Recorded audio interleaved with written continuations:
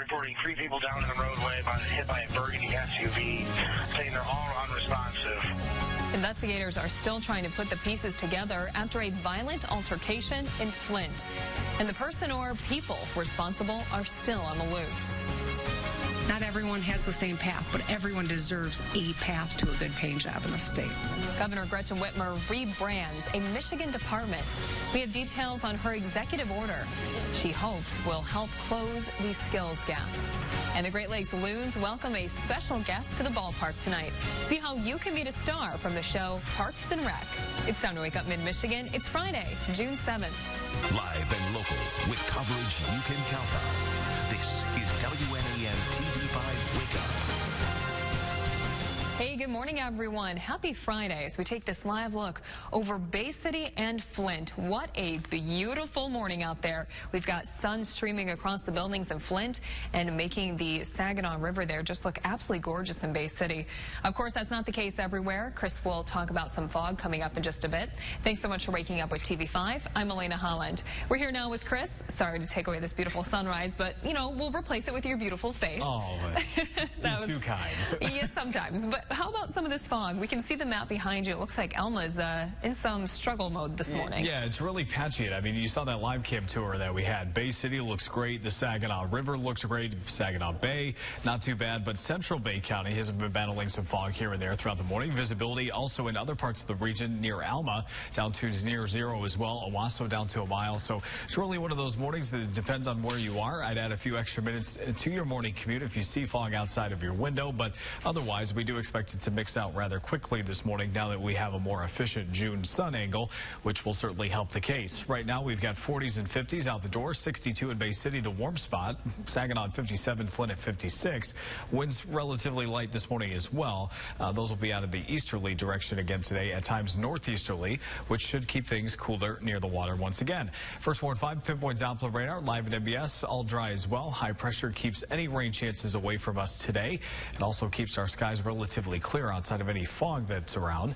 Temperatures will be headed towards the middle and upper 70s this afternoon, along with a few 80s, I think, in a few spots before the day is over. This one accident still lingering northbound on I-75 near Holly Road. That one's been with us pretty much throughout wake up today. So if you're traveling in that direction, might be slow going there. Watch out for that. All right, thanks so much, Chris.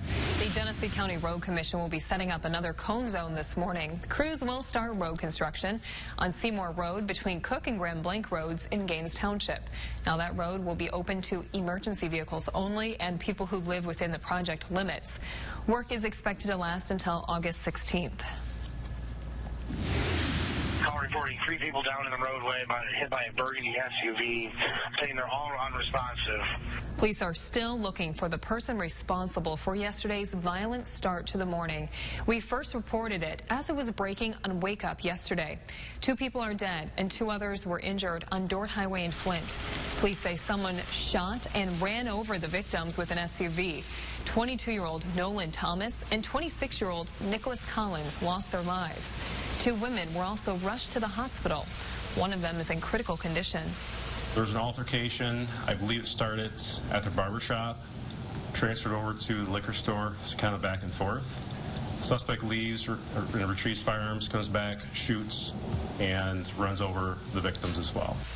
Police say guns were found at the scene, and they're looking into whether 1 or 2 suspects were involved. They're also checking out surveillance footage for more clues.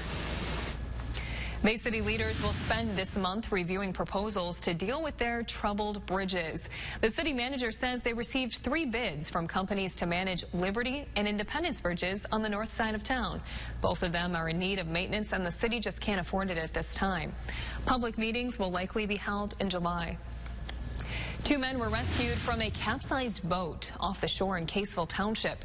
Crews were called to the scene shortly before 10:30 yesterday morning. They found 78-year-old Mark Lackney and 65-year-old Danny Middleton, both of Flint, clinging to the rolled over boat. They were in the water for about 15 minutes.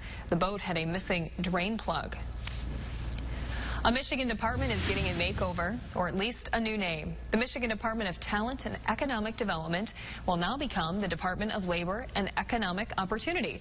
Governor Gretchen Whitmer signed the executive order to meet the state's business and labor needs.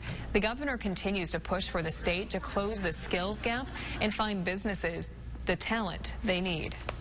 We've got tens of thousands of good paying jobs out there that we cannot fill because we don't have the skills. Not everyone has the same path, but everyone deserves a path to a good paying job in the state.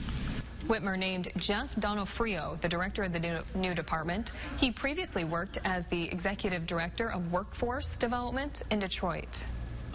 For the last 4 years I've spent in Detroit, we've seen so many opportunities to increase economic prosperity, and it'll be great to take that really to the whole state of Michigan. The governor's executive order also creates new commissions for worker disability compensation appeals and unemployment insurance appeals. The Southeast has been slammed with wet weather for days, and another series of storms has left parts of the region underwater once again. Drivers have been stranded and needed rescue. Meredith Wood reports.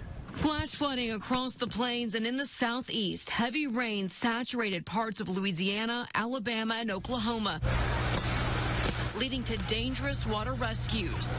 First responders in Baton Rouge leapt into action to rescue a person from their sinking car, ultimately breaking the glass and leading the driver to safety. Others were less fortunate. We unfortunately have a confirmed fatality associated with the weather we've experienced today. Officials said the man died when he was swept under the water while trying to escape his stranded vehicle.